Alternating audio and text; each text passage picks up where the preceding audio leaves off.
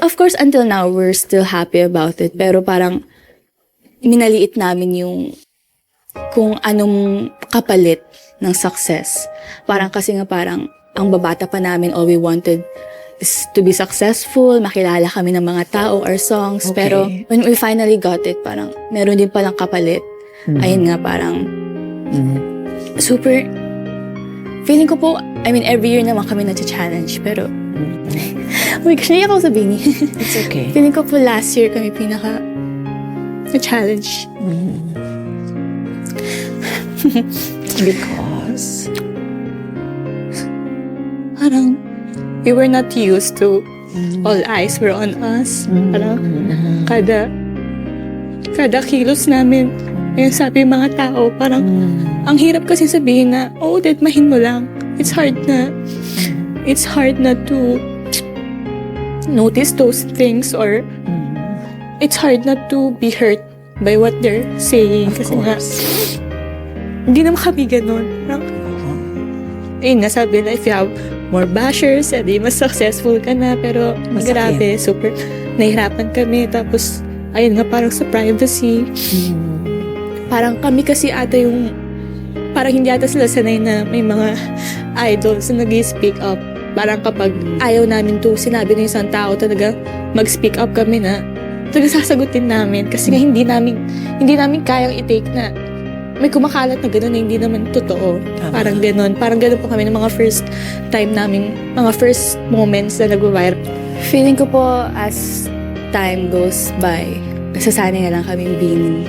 Parang inabagit ko nga po kayo na nung una talagang sinasagot namin, hindi namin matake. But then, we talk about it. And sabi nga namin, girls, hindi yan titigil.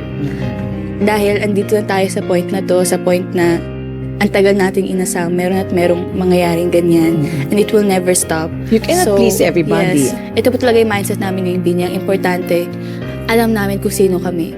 Parang kaming 8, alam namin talaga yung ugali ng isa't isa. Alam namin kung sino kami as a person. Ang nagmamatter lang yung family namin, friends namin, or yung team namin na talagang kilala kami. Opinions lang nila yung magmamatter.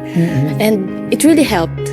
It really helped us. And feeling ko it's great na we surround ourselves with good people. We always tell ourselves to be humble, and feeling ko it comes naturally to us, Bini. Feeling ko po it really helped na talagang we started from the bottom. Talagang kaming 8 talagang pinaghirapan namin to, walang whatsoever. Talagang we started from the bottom hanggang sa andito na kami, kaya grabe namin binavalue kung anong meron kami ngayon. I see myself still in this industry.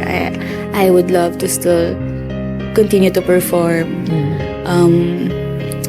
Siguro kaming Bini, may kanya-kanya na kami mga business, kanya-kanyang buhay. Pangarap kasi ngayon po, nakakatawa po. Kasi before, pinag-uusapan namin mga random things. Pero ngayon, pag may makita kaming, magkano kaya yung pag-franchise? Nagpaplano na kayo. Usapan na kami. Anong gagawin mo yun? Yeah. Next year, parang ganyan. Yeah. So, nakakatuwa na talagang pinag-uusapan namin about the future. Tapos, feeling ko po, yun lang. Parang, for me, I'm just really living my life right now in the present. But, I'm still looking forward kung anong mangyayari sa buhay ko in the next 10 years. And I hope it's still with Bini.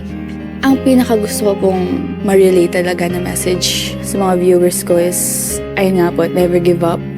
Yun po yung paulit-ulit kong sinasabi. Just never give up.